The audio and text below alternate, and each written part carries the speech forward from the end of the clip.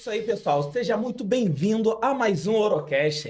O Orocast de hoje promete, hein? Para vocês que querem escutar coisas. E esse cara não tem papa na língua, galera. Então, vocês que não são inscritos no canal, se inscreve no canal, ativa o sininho, porque é só aqui no Orocast, no Oro TV, com o Grupo Pra, que só tem papo sensacional assim para vocês. Não é não, Jonathan? Isso aí. Jonathan tá aí na área. Hoje comigo. Beleza? Tudo tranquilo. Então, galera, ó, pra falar que agora no ano de 2025 tem muita novidade pra vocês. Então, pra vocês que não são inscritos no canal, a gente tá colocando toda a agenda no canal. Tá muito sensacional o nosso Ouro TV. Então, se inscreve no canal, ativa o sininho e compartilha pra geral, porque toda semana tem novidade pra vocês. E chega de chorumelas, né? Vamos de bate-papo, porque eu tô doido pra trocar ideia com esse cara. A gente resenha,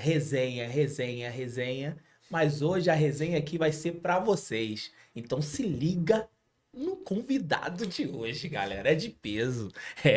Carlão, seja muito bem-vindo, Obrigado. cara. Muito bom ter você aqui no nosso Orocast. Obrigado. Trocar essa ideia sensacional, porque é a dúvida de muita gente tá com muitos conflitos, com a cabeça meio turbulenta, sem saber o que fazer. Sim, sim. Verdade. E a gente queria entender um pouquinho por onde começar, onde procurar, o que fazer.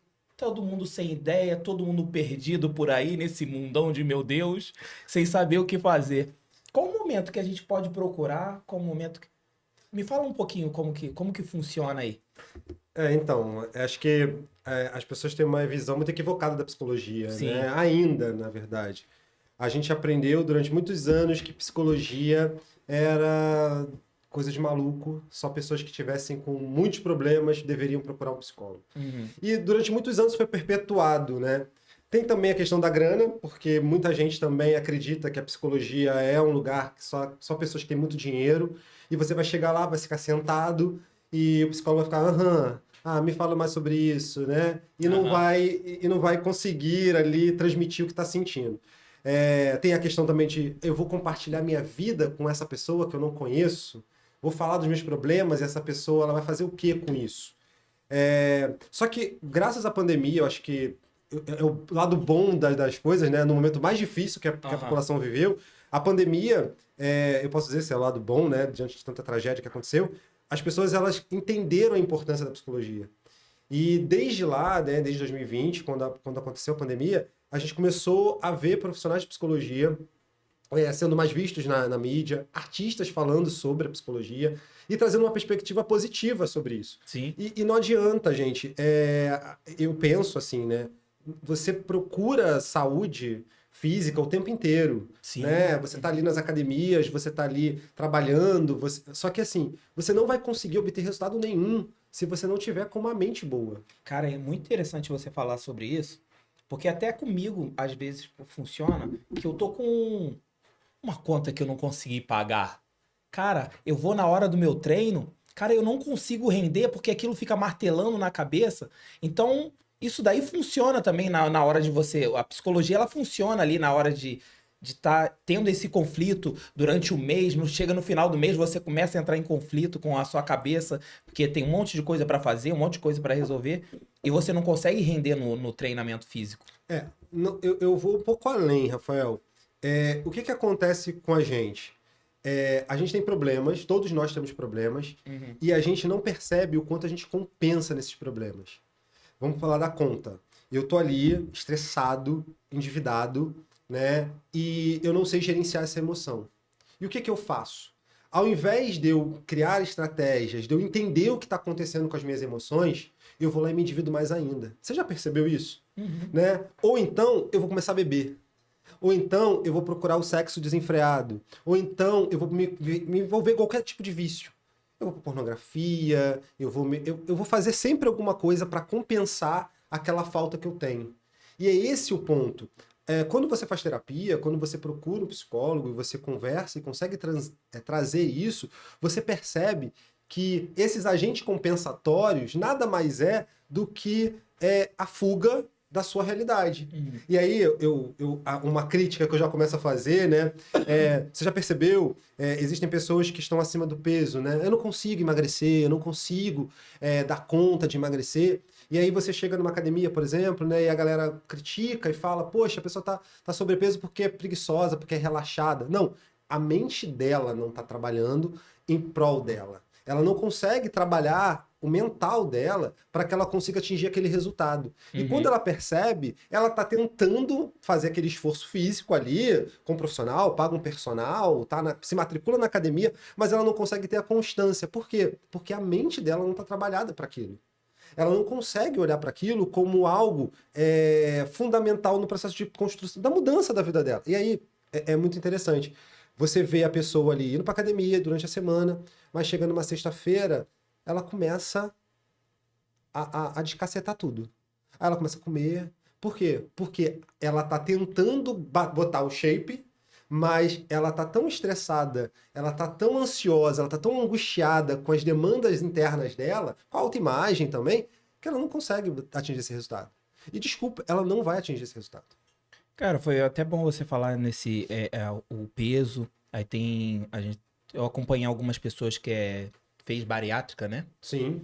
E a primeira coisa, quando eu acompanhei esse amigo meu, o que ele precisou fazer foi um tratamento com um psicólogo, Sim. né? Para poder, porque a mente dele estava voltado para uma alimentação não adequada, comer excessivo, muita coisa. E ele precisou fazer esse tratamento. E tem muita gente que faz esse processo de bariátrica e ainda não tem esse gatilho mental de uma alimentação saudável, tudo isso. E a maioria das vezes a gente vê o seguinte: tem um emagrecimento, porque faz todo o processo, e depois você vê voltando tudo novamente, tudo novamente. Você acha que isso é esse processo que não tem esse acompanhamento, só faz só o inicial e depois esquece, deixou pra lá, esquece que tem que fazer, continuar fazendo terapia, continuar fazendo esse trabalho? Você acha que... Sim, sim. A mente, primeiro a gente trabalha a nossa mente, para depois a gente trabalhar o nosso corpo. Quando essa pessoa que quer fazer uma cirurgia bariátrica, ela precisa entender e internalizar que o corpo dela vai mudar. E ela, vamos pensar o seguinte, eu sempre me vi num corpo magro ou num corpo gordo, né? Eu me olho no espelho e me vejo. É a imagem que eu tenho sobre mim. Então, o meu cérebro, ele está acostumado, ele está habituado com essa percepção. Então, a minha mente vai trabalhar o tempo inteiro para me devolver esse corpo. Você já percebeu que a gente faz isso, esse movimento? E a gente coloca o shape, né? Vamos dizer assim, a gente ganha, fica tal, legal, e daqui a pouquinho você perde tudo. Você, tipo, atingir aquele objetivo e pum, volta tudo pro zero de novo. Uhum. Por quê? Porque a nossa mente não foi trabalhada para a gente se comportar novamente naquele novo corpo. Então, assim, é um corpo novo. Uhum. Então, quando eu atendia, né, eu tive uma parceria que eu atendia bariátricos, e a gente exige, né, o certo seria 2 anos de acompanhamento com psicólogo antes de uma cirurgia, só que hoje ninguém segue esse protocolo. Por quê? Porque essa pessoa precisa se adaptar a isso, ela precisa internalizar que ela não vai ser uma pessoa mais gorda. Então ela vai emagrecer e ela precisa internalizar que aquele corpo ali, que aquela alimentação dela nunca mais vai ser a mesma. E o que elas fazem? Uhum. Elas começam, para você ver como é que a nossa mente é, né? Ela começa a trabalhar de uma forma a se sabotar. Então ela vai fazer mecanismo. Tem o doping, né? Que é dos problemas decorrentes da alimentação irregular dentro do bariátrico, né? Que ele começa a comer mais do que deveria e aí ele começa a ter como se fosse um refluxo, né? refluxo, exatamente. E isso mostra o quanto aquela mente não está trabalhada para aquilo. Uhum. O quanto ela buscou só o físico, ela buscou o estético, ela buscou emagrecer o corpo, mas a mente dela ainda continua pensando de forma antiga, né? Vamos dizer assim. Uhum. Cara, e é muito interessante isso, porque a gente não fala só de bariátrica, a gente fala sobre outras coisas. E o que acontece muito, que pessoas que têm vícios, né? Vícios, ou por uma droga. Aí a gente fala sobre vício também, que como a gente está falando aqui, que é da área da saúde, mente é saúde, tudo é voltado à saúde, que a gente está vendo o uso excessivo de anabolizantes. Aí a gente vê, mas a gente fala assim, é certo? É errado? Cara, você usar da maneira certa, perfeito. Mas só que tem pessoas usando de uma forma descontrolada. Aí a gente vê que troca um vício por outro. Troca um vício por outro. Sim. E tem pessoas que tá ali usando, mas só que era viciado em um cigarro. Aí trocou um vício pelo outro. Eu conheço pessoas que trocou o vício da droga por estudo. Nossa, legal. Não, sério, por Interessante, estudo. interessante. Eu conheço. Então é justamente isso. Até na pornografia, tem gente que tem o vício da pornografia, tem o vício de vários fatores. Como que a pessoa ela deve ou entender que aquilo dali já tá fazendo mal pra ela naquele determinado momento? Até vício mesmo em querer ficar focar ali, treinar direto e viver só aquele mundo ali. Isso é um vício também, né? Sim, sim. Tudo aquilo que eu coloco, né, como exagerado, né, quando eu olho, isso aqui tá exagerado, isso aqui a gente chama de compensação emocional. Eu tenho uma coisa que eu não consigo gerenciar, uma emoção eu não consigo gerenciar dentro da minha vida, eu vou lá e compenso com algo. Vou falar um pouco sobre os homens, né? Acho que acaba sendo um público hoje que eu atendo em sua maior parte, né? E que bom que esses homens têm procurado terapia, eles têm começado a entender a importância da terapia, e uma das coisas que eles mais falam é sobre essas compensações, né? Por quê? Nós temos uma sociedade que cobra esse homem produtividade, performance. Então, o homem, ele é cobrado socialmente por performance. Ele precisa performar no trabalho, ele precisa performar no sexo, ele precisa performar na vida, como família, ele precisa performar em tudo. Então, quando ele entra nesse lugar de performance, ele sai desse lugar de ser humano. Então a sociedade cria, né? Vamos pensar aí, capitalismo, sociedade, meio de produção, a gente precisa entregar resultados o tempo inteiro, a gente precisa. Então esse cara, ele super entra num nível de estresse absurdo, então ele está sobrecarregado, né? Ele não pode chorar, ele não pode reclamar, ele não pode. E aí, então ele se sufoca, ele reprime aquele sentimento, porque ele é macho. Então eu sou macho, eu não posso chorar. Então olha como é que começa, né? Vou pegar a cadeia aqui do início. Eu sou um homem, nasço numa família onde eu sou orientado desde pequeno que eu sou macho, eu não posso chorar, porque homens não choram, homens não podem demonstrar fraqueza, sofrimento. Então, eu aprendo primeiro sobre sexualidade muito criança também, porque eu não posso ser viado, porque se eu for viado, né, a sociedade não vai me aceitar, então eu vou colocar esse homem a hiperestímulos sexuais, então ele aprende pornografia. Agora então, né, na minha época, acho que a pornografia, eu tenho 42 anos, na minha época a pornografia era pela Playboy ali, que você conseguia escondido, né? Hoje, a pornografia ela tá fácil acesso, todo mundo acessa na internet. Então, desde muito moleque, você acessa essa pornografia, então você aprende sexo por objetificação. Então, quando você olha um vídeo pornográfico, você vê aquela mulher sendo objetificada, e eu, quanto homem, eu sou performático, que mantém, que vai dar prazer meramente por performance, ou seja, não é uma questão de afeto, não tem mais cuidado, né? E aí ele aprende também, desde novo, que ele precisa ser macho, que ele precisa ser viril. Então, eu brinco, né, com um paciente meu, né, não pode socar fofo, né? Porque o cara que soca fofo, ele é visto como um fraco. Um fraco. Quando, na verdade, esse cara ele pode estar tendo uma conexão afetiva, sexual com a sua parceira. Né? E que não necessariamente ele vai ter que performar o tempo inteiro com ela. Que ele vai ser o comedor e tudo mais. Então ele vai, sim, em momentos que ele vai ser romântico, carinhoso. E que ser romântico, carinhoso e ter uma pegada um pouco mais leve em algum momento, lógico, né? Ele não vai ficar o tempo todo também pegando leve, porque aí não tem condições. Mas que pegar fofo, pegar leve, faz parte do processo de construção da identidade sexual dele. E da relação que ele está construindo, que é importante para ele receber esse afeto, que é importante para ele ter essa intimidade. E aí, o que o cara tá fazendo hoje, cara? Ele tá pegando isso, crescendo seguindo essa linha de trajetória de que ele precisa performar desde muito novo. Ele chega na adolescência, na fase adulta, cara, garotos de 17, 18 anos tomando Tadalafila, tomando medicação para performar. O cara fala que no final ele fica com uma ereção longa, fica. E ele, cara, ele não teve prazer. Ele teve tudo. Ele gozou, desculpa. Ele gozou, mas ele não teve prazer.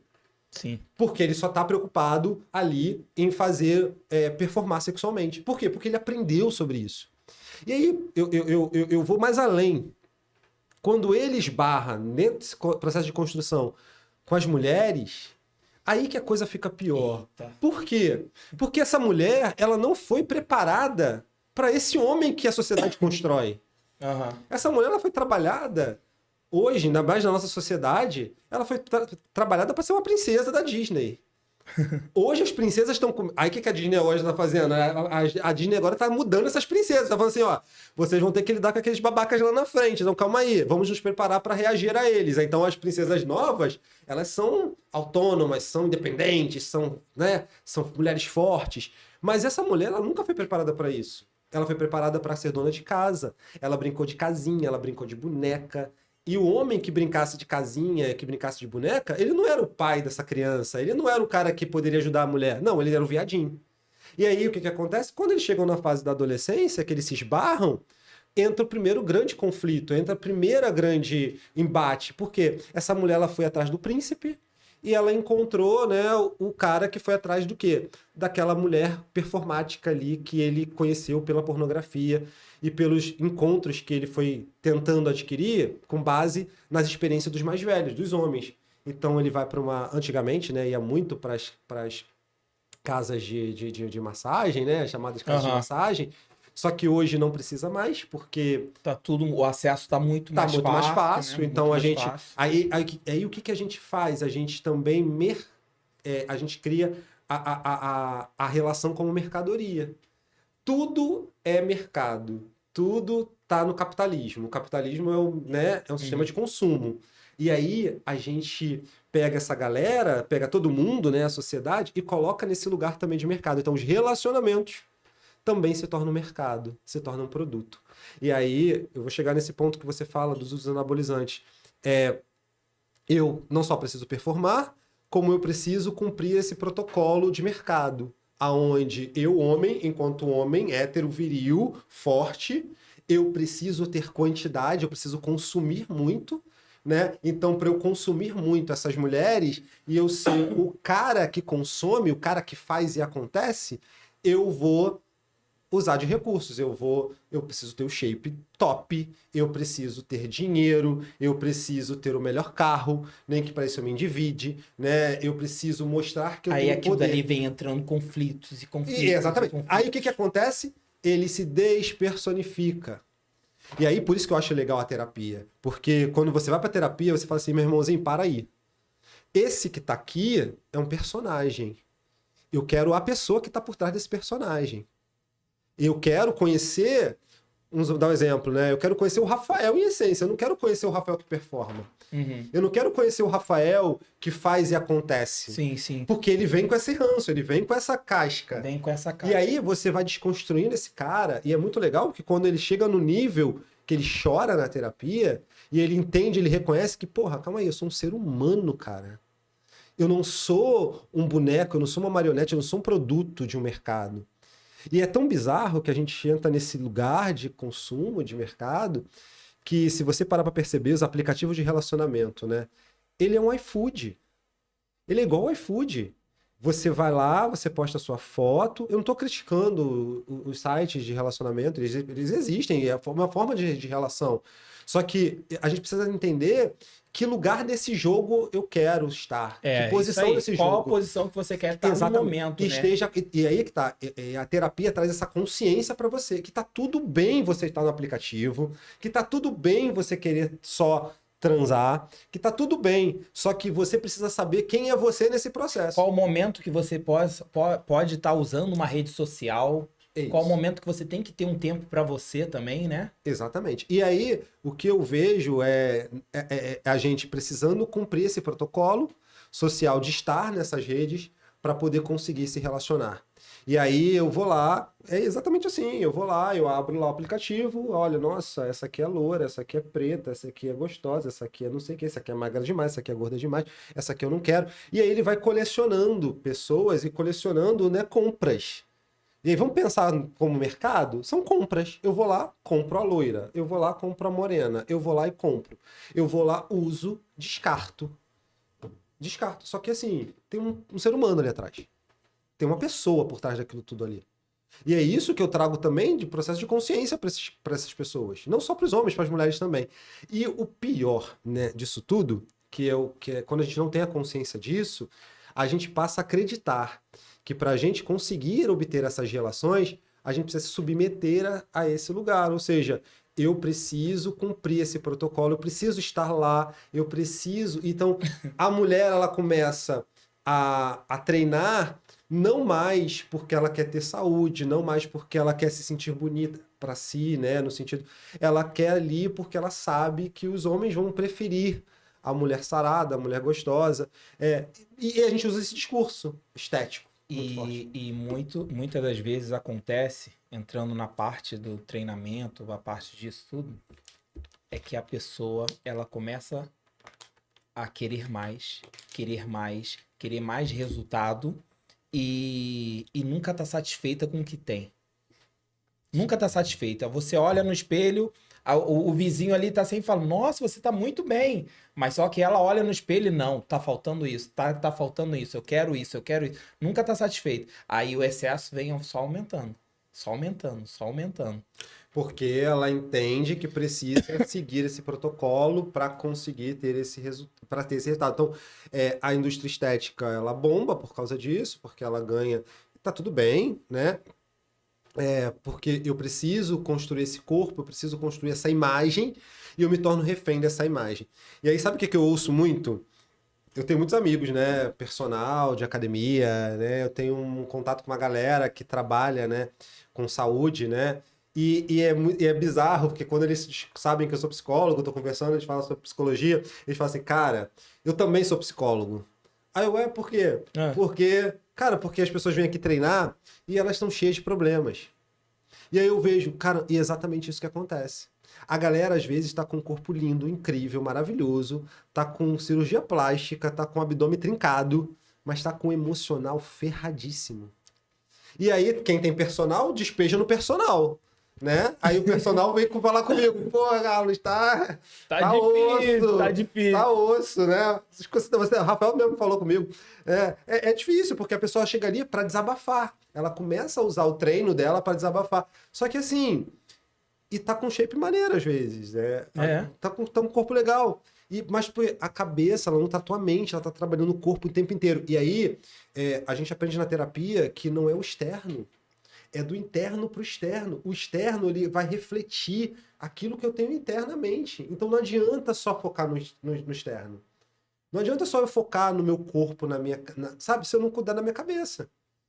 E depois que você começa a entender isso, que saúde física e mental elas caminham juntas, que elas não são opositoras, porque tem gente que fala assim, eu ouço muito esse discurso também, a academia é minha terapia. Não, desculpa, é terapêutico. É Terapêutico, isso aí, importante, exato. é necessário, é fundamental. A gente sabe das liberações de endorfinas, né, que são fundamentais para o desenvolvimento fisiológico do corpo, né? Traz bem-estar, felicidade, sensações prazerosas. Mas não resolve os seus problemas. Você sai da academia, os seus problemas continuarão com você. E se você não tratar sua mente, eles vão te sugar em algum momento. Eles vão te derrubar. A grande verdade é essa. E a gente vive hoje um surto, né? Uma grande epidemia depressiva, de transtorno de ansiedade, e que a galera tá correndo para as academias achando que vai curar a ansiedade treinando, correndo. Ok, você vai liberar naquele momento as endorfinas, você vai conseguir se sentir melhor, vai trazer bem-estar, vai te ajudar sim na sua depressão, na sua ansiedade, mas a cura só vai acontecer quando você resolver a causa daquilo ali. E a causa só se olha na terapia, você só se olhando, Uhum. só se mergulhando em você, e não adianta. Não adianta. E aí, só voltando para essa questão das relações, né? Que é o grande foco hoje social, né? As dificuldades de estabelecer relacionamentos, as pessoas não estão conseguindo se relacionar, porque realmente a gente colocou as relações no lugar de produto. Né? As relações são rasas, são líquidas, as pessoas elas se conhecem aqui, mas o objetivo final é raso, é curto, né? Eu quero te usar, eu quero ser corpo. Cara, não tem problema nenhum com isso, tá? Não tô fazendo aqui discurso conservador, não, porque isso não é o meu lugar. Mas a gente precisa saber que lugar que a gente está, para a gente saber se a gente aceita ou não estar nesse lugar. Entende? Não, sim. É assim, é você saber se conhecer, né? Pra você se posicionar ou sim ou não naquele determinado momento, em determinado lugar, né? Exatamente. E é justamente isso. E eu falo até justamente comigo, né? Que quando eu tô fazendo terapia com a minha terapeuta, aí ela virou e falou assim, Rafael, ela entendeu que eu tinha um problema muito sério de não não falar não. Não dar limite. Não falar não. Eu não conseguia. Tudo era. Aí eu tentei. Eu fiquei assim. Eu falei, como que isso? Eu não tinha enxergado aquilo ainda. Não tinha enxergado. Mas só que o problema não tava agora, não. O problema tava na infância. Caramba. Cara, aí teve que fazer um rolê, cara. Foi um rolê. Então, tem muito disso, né? É tudo também relacionado a isso, que o trauma que você tem na infância pode respaldar aqui e você ficar aqui, ó, com uma parede aqui na sua frente e não saber ficar ali, ó, parado Sim. sem saber o que fazer. Sim, eu faço. A gente trabalha muito esse aspecto, né? Tem gente que fala muito, vamos visitar essa infância e vamos resolver isso. Porque realmente, se você pegar a sociedade brasileira, eu me pauto muito na psicologia brasileira, tá? Apesar de nós termos muita influência europeia, né? A construção da psicologia como uma ciência, ela vem muito da Europa. Eu procuro pautar muito o meu conhecimento dentro da estrutura do Brasil, ou seja, como que o brasileiro funciona, né? Então, porque o que adianta eu ter o conhecimento de Freud, eu conhecer esses autores europeus que viveram, né, em períodos históricos onde eles eram de nobreza, quando na realidade do nosso país, o que a gente vive hoje? A gente vive hoje uma população majoritariamente preta, pobre, aonde mulheres criam filhos sozinhas, né, aonde mulheres são violentadas o tempo inteiro, aonde a gente mata. Então, assim, calma aí. Com base nesse histórico, como que eu me vejo quanto criança? Quanto eu vou olhar, por exemplo, o Rafael e entender que ele não consegue dizer não? Que criança que buscou aprovação, provavelmente, lá na infância, buscando uma aprovação social, buscando reconhecimento social, ele entendeu que, para ele ser aceito, ele precisava dizer sim para todo mundo. Vou dar um exemplo, tá? Não estou dizendo que seja isso. Mas dentro do contexto de todo mundo, da sociedade que a gente vive, é basicamente isso. E aí o que eu faço? Calma aí. Eu olho para esse passado, eu vou olhar para tua história e também vou puxar você para que você cuide dessa criança. Você se responsabilize também por isso. Porque a gente tem uma tendência, e é uma prática do brasileiro, terceirizar as coisas. A gente se vitimiza e a gente terceiriza muito as nossas emoções e o que a gente é. A gente coloca muito, né, por sermos uma sociedade basicamente cristã, nossa base cristã é muito forte, né? A gente tem aí 50% da nossa população é católica, mas 34% é evangélica, o resto é espírita e 12% de matriz africana. Então, pode dizer que 88% da nossa população é religiosa, é cristã, Sim. basicamente cristã. E o que a gente faz? A gente tem o hábito de se vitimizar e terceirizar para Deus. A gente coloca tudo na conta de Deus. Então, deu errado porque Deus quis. Aconteceu isso porque Deus permitiu. Não, calma aí. Tem coisas que... Se Deus quiser, vai acontecer. Se Deus Se quiser, Deus quiser, vai acontecer. Caraca, então, essa assim, foi boa. quando na verdade. Eu gosto muito de dizer o seguinte: quando eu penso por essa perspectiva da religiosidade, né, só trazendo rapidinho esse contexto, trazer para o paciente essa conscientização, olha só, pelo que eu conheço de Deus, ele trabalhou 6 dias e descansou no 7º. Então ele disse que já fez, então já está feito. E quando Jesus volta, quando Jesus vem, ele traz pra gente a perspectiva de que também já tá feito. Então é você se apropria daquilo e faz acontecer aquilo. Então você se torna um Deus que realiza aquilo que você quer. Então, com a sua fé, com a sua crença, com aquilo que você acredita. Então eu não terceirizo nada pra ninguém. Eu não vi, pelo menos, eu não estou aqui pregando religião, porque eu não sou de religião, mas pelo menos, eu não vi Jesus terceirizando nada para ninguém. Não vi. Se alguém conhece aqui sobre a Bíblia, que está aqui, quem conhece, e pode me desmentir. Por favor, hein? Me desmentir. Você aí, faça o seu comentário aí. Pode me desmentir, mas eu não vi Jesus fazendo esse movimento. Eu vi ele assumindo a responsabilidade por aquilo que cabia a ele. E ensinando as pessoas também a assumir essa responsabilidade. Então eu falo o seguinte, ok, eu tive um pai que era assim e tal, ok, eu entendo. É doloroso, é horrível ter tido um pai que foi opressor ou que você não teve pai. É muito triste, porque eu também não tive. Uhum. Só que assim, que agora você já é adulto. Eu atendo adultos, né? Então, agora você já é adulto. Vamos assumir essa responsabilidade? Vamos lá, então, pegar essa criança, vamos cuidar dela? Vamos cuidar do Carlos? Então, Carlos, eu fui abandonado pelo meu pai não me assumiu, não me registrou. Ok, beleza. Hoje eu tenho 42 anos. Quem vai cuidar dessa criança é o Carlos. Então eu vou lá, vou sentar com ele, vou conversar com ele, vou ver qual é a demanda dele, qual é a necessidade dele, o que faltou para ele, qual foram as ausências que ele teve, o que ele esperava de um pai. E aí eu vou ser. Tem que começar a se auto-perguntar. Sim, e eu fiz exatamente esse exercício, tá? Uhum. Eu fiz, e quando eu comecei a encontrar essas respostas, eu fui atrás do meu pai. Eu fui lá atrás dele. Tinha 38 anos de idade, fui atrás dele, e foi exatamente isso. E aí, sabe o que aconteceu, cara? Eu esperei 38 anos para ter um pai, para ter algum... E, cara, foi muito libertador, porque eu vi que ele não tinha recursos para me dar o que eu queria. E que só eu poderia fazer por mim. E aí, quando eu entendi isso, cara, eu falei, cara, tá livre, meu irmão. Você só foi um coitado também, que teve suas limitações da vida. Então, tipo, soltei aquilo, cara, e acho que eu fui muito mais feliz. E hoje...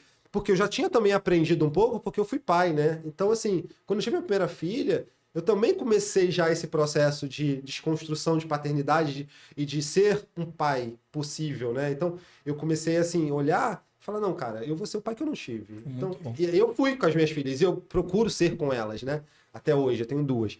Então, assim, é essa visão que eu tenho. Então, vamos assumir a responsabilidade? Vamos puxar... Então, eu puxo muito, cara. Eu puxo muito os caras para responsabilidade nos atendimentos. Seja homem, né? Assuma essa responsabilidade. Os caras fazem uma parada, cara. Se você faz isso, você está assistindo a gente, faz isso, não faz isso. Se você cruzou com uma menina pelo teu caminho e você não quer mais e você só quis ficar com ela, seja claro, cara. Seja transparente, seja verdadeiro, sabe? Sabe encerrar ciclo, sabe fechar porta. Homens não fecham portas, cara. Homem deixa tudo aberto. Homem não consegue dizer não para as mulheres. Ele não consegue falar assim, cara, eu só quero sexo. Eu só quero transar, eu só quero gozar e ir embora. Tá tudo certo. Se ela quiser, ela vai. Se ela não quiser, ela também tem o direito de não querer ir. E tá tudo bem, sabe? Mas não brinca, porque são pessoas. Por trás daquela fotinho lá no Tinder, por trás daquela foto, tem uma pessoa. E ela minimamente tem que saber. E a gente fala da responsabilidade afetiva que a gente tem que ter com as pessoas. Da mesma forma que tem que ter com a gente. Porque o que a gente vive hoje é uma sociedade totalmente destruída nesse sentido. A gente não tem compromisso com nada, a gente não tem compromisso com ninguém. Você acha que o acúmulo, né, depois da pandemia, não sei se é depois da pandemia, corrija se eu estiver errado, mas esse boom da internet, né? Esse boom da internet, as pessoas mais ficando com a pandemia ficou mais sozinha, né? Meio mais fechada. Você acha que esse vício, isso daí acumulou mais isso ainda e a mente das pessoas começou a ficar mais voltada para isso também? Sim. Mas teve um lado positivo, que eu falei. Ao mesmo tempo que as pessoas elas começaram a surtar de verdade, né? Perceberam que elas não davam conta, elas também começaram a procurar ajuda. E aí a internet também ela foi positiva nesse sentido, porque eu vi muito artista indo pra televisão falando que estava fazendo terapia e pedindo para as pessoas fazerem terapia.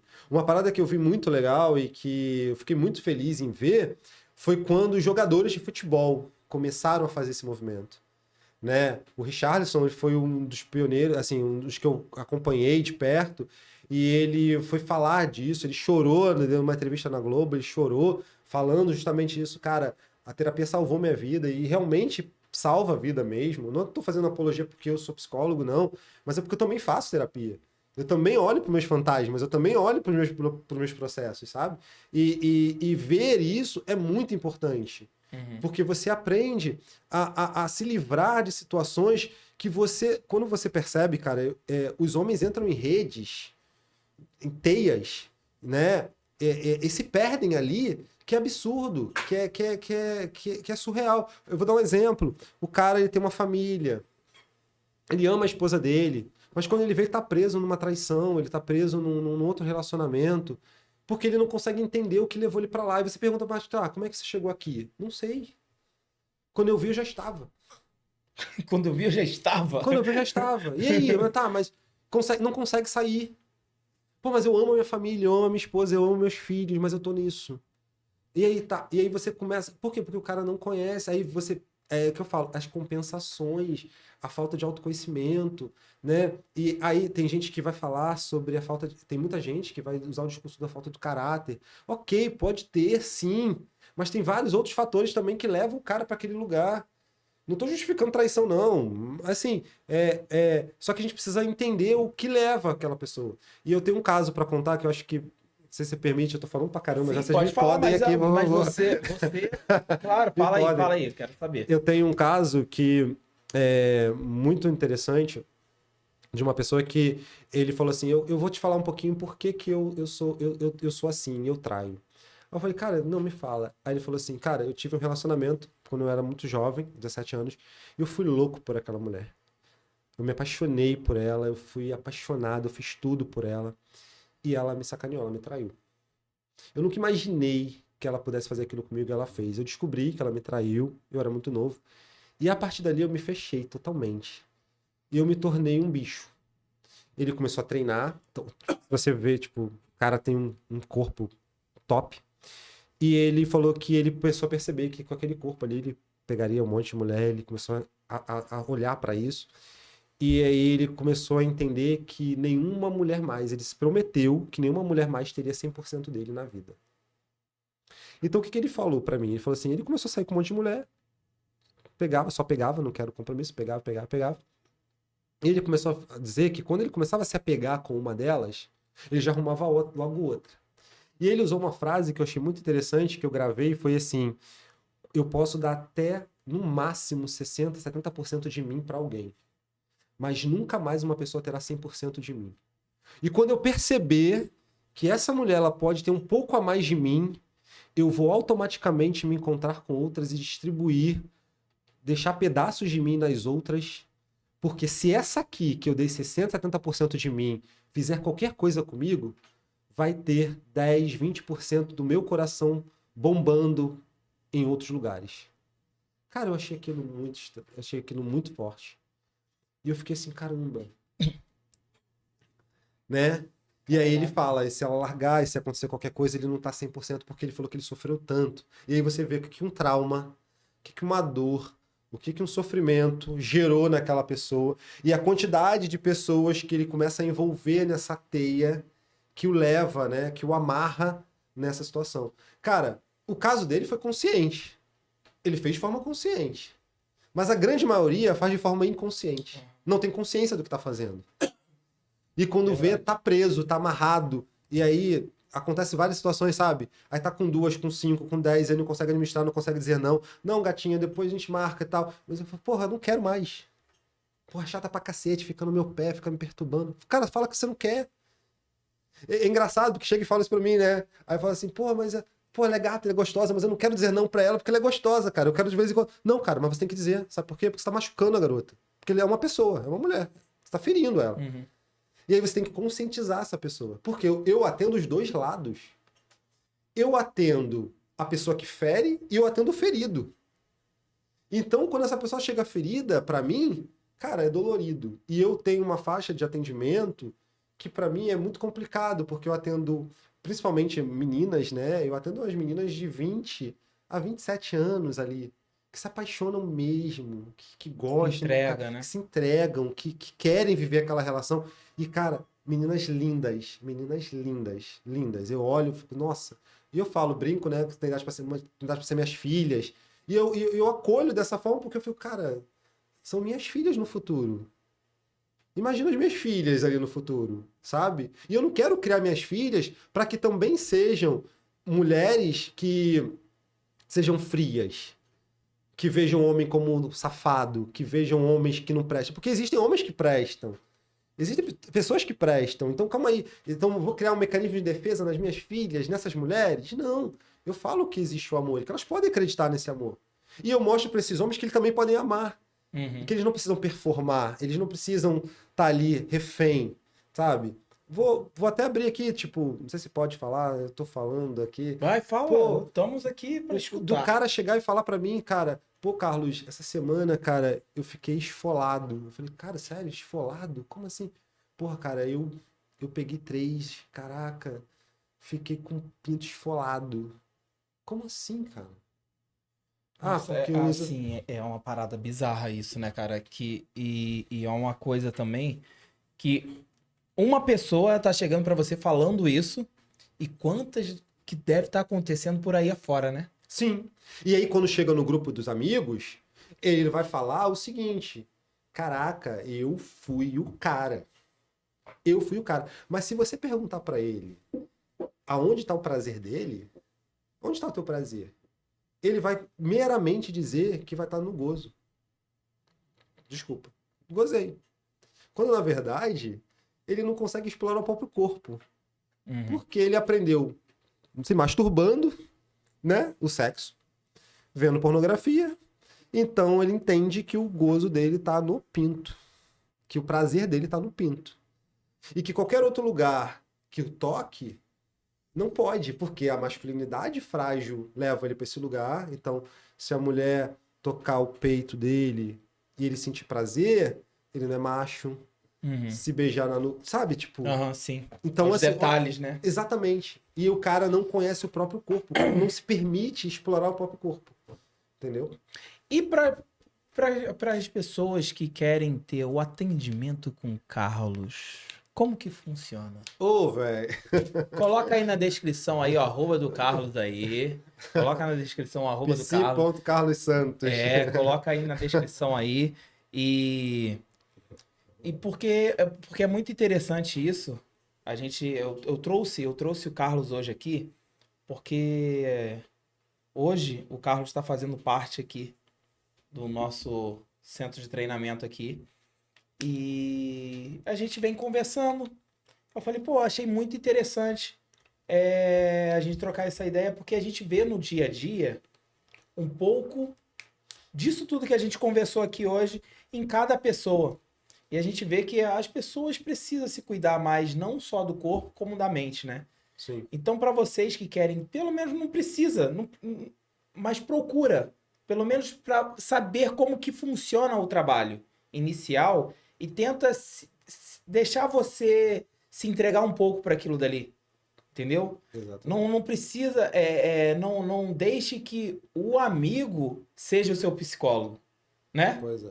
Cara, porque tem acontecido muito. Não, eu comentei com uma amiga minha comentou comigo, aí vai virando pra outra, a outra amiga tem outra amiga, ó, fulano de tal lá, ó, falou que isso, aquilo dali vai virando uma bola de neve, que as suas coisas vão se espalhando.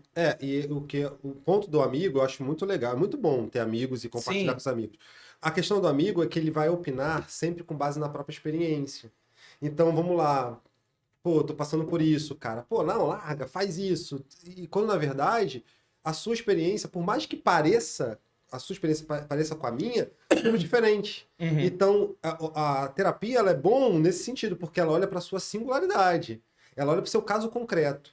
Eu não vou chegar para você e incentivar, separa da tua mulher, cara. Pô, não tá... larga ela, cara. Não. Por quê? Porque ele fala com base na experiência dele, no senso comum que ele aprendeu. Uhum. Mas ele não conhece a tua história, a tua trajetória com aquela pessoa. Não sabe o quanto você foi envolvido emocionalmente com aquela pessoa. E uma coisa que eu gosto, assim, porque eu não me vejo como arrogante, pelo amor de Deus, mas eu sou interventivo.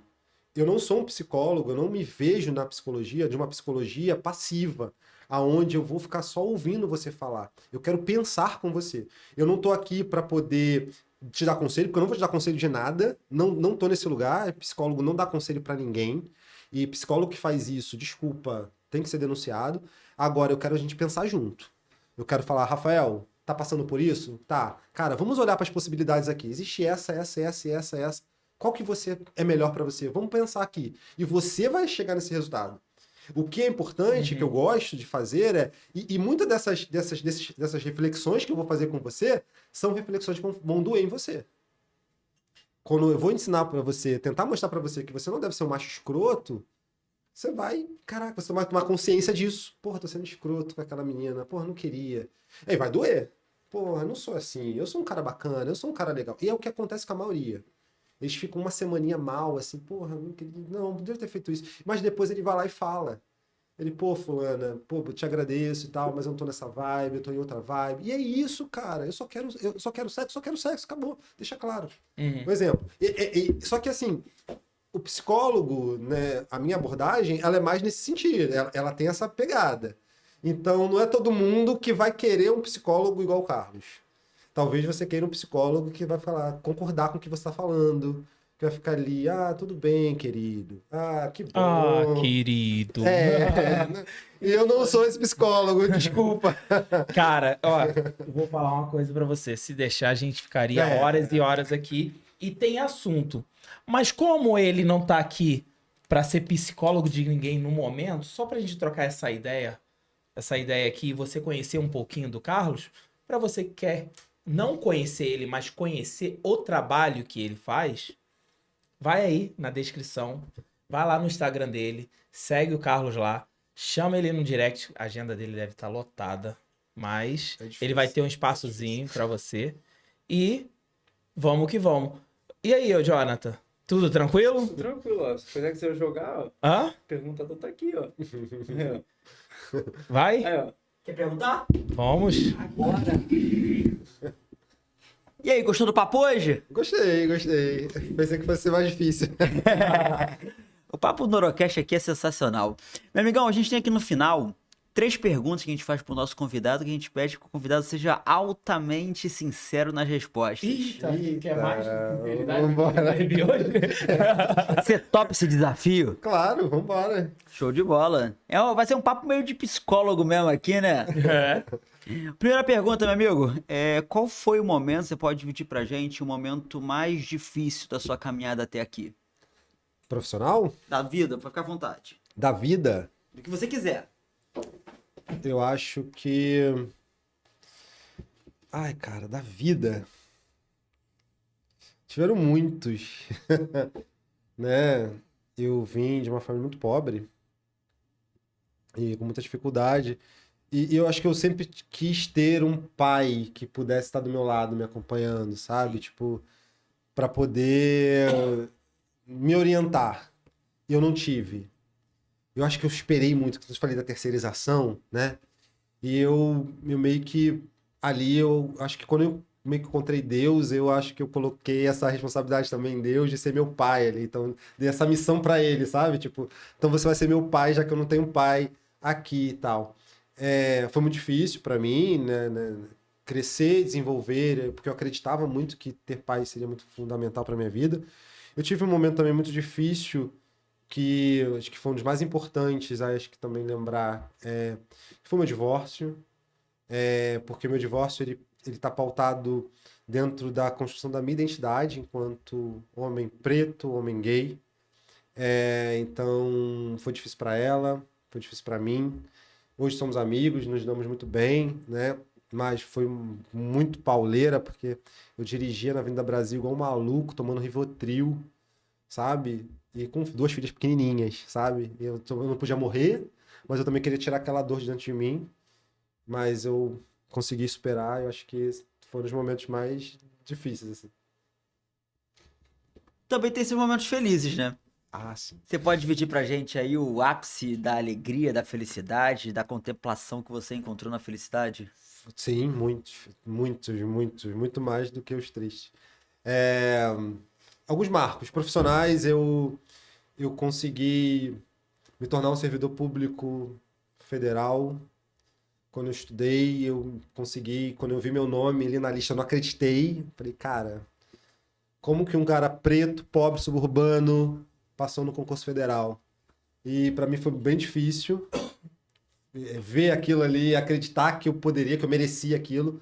Mas quando eu me vi na esplanada dos ministérios, lá em Brasília, trabalhando e falando, caraca, tem preto, pobre aqui, caraca, que legal. E vi mudar meu padrão de vida, vi mudar a minha vida. E, cara, e depois a psicologia depois entra também como uma grande conquista. E, cara, e eu acho que a maior de todas, e sem sombra de dúvidas, é a minha paternidade.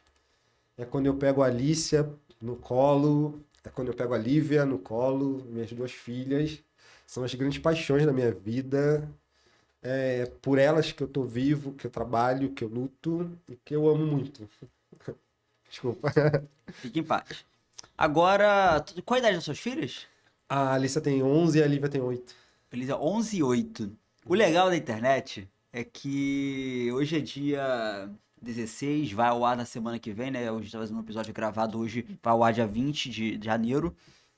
E daqui a 10 anos, 20 anos, 30 anos, esse vídeo ainda vai estar no ar. E é possível que as suas filhas consigam assistir esse vídeo aqui do podcast que o pai delas participou aqui no Orocast. E eu queria que a gente fizesse esse exercício aqui hoje. Elas estão vendo esse vídeo aqui agora. E Com certeza. você podendo olhar para aquela câmera ali, o que você espera que elas hoje, vamos supor, uns 10 anos à frente, que conselho o pai delas poderia dar para elas daqui a 10 anos de... Eu falo e repito que elas sejam maiores do que eu. Eu já me sinto muito realizado pelas pessoas que elas são. Muito novinhas, muito conscientes, muito amáveis, carinhosas, afetivas. E que a humanidade delas transcenda e que elas possam contaminar a sociedade com a humanidade que elas têm. Eu sei que é difícil, não é fácil, mas é o que eu falo. Ser você, ser autêntico, né? E eu tenho buscado plantar essa sementinha dentro delas e é o que eu falo, é que elas sejam muito maiores do que eu, né?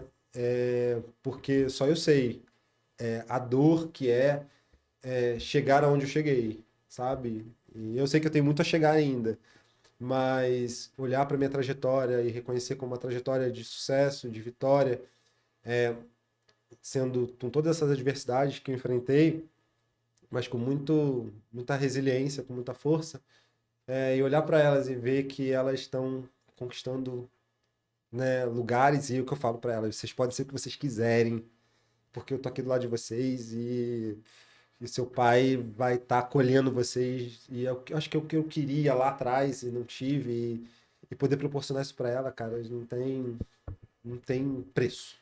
Não tem preço. Não é só material, sabe? É emocional mesmo. É isso aí. É isso. Caraca, pô, sensacional. Muito bom bate-papo hoje. Não tava combinado chorar, não. Hã? Não tava combinado chorar, Mas não. aqui... Tava combinado porque eu tento fazer Ele isso. tenta, esse cara é fogo, cara. Cara, Carlos, muito obrigado. Que o pouco que a gente teve aqui dessa troca de ideia, porque a gente sabe que a psicologia é muito além disso daqui, não é só essa troca de ideia que a gente teve aqui, isso tudo que você falou, é muita coisa, é muitos conflitos, né? Muita coisa.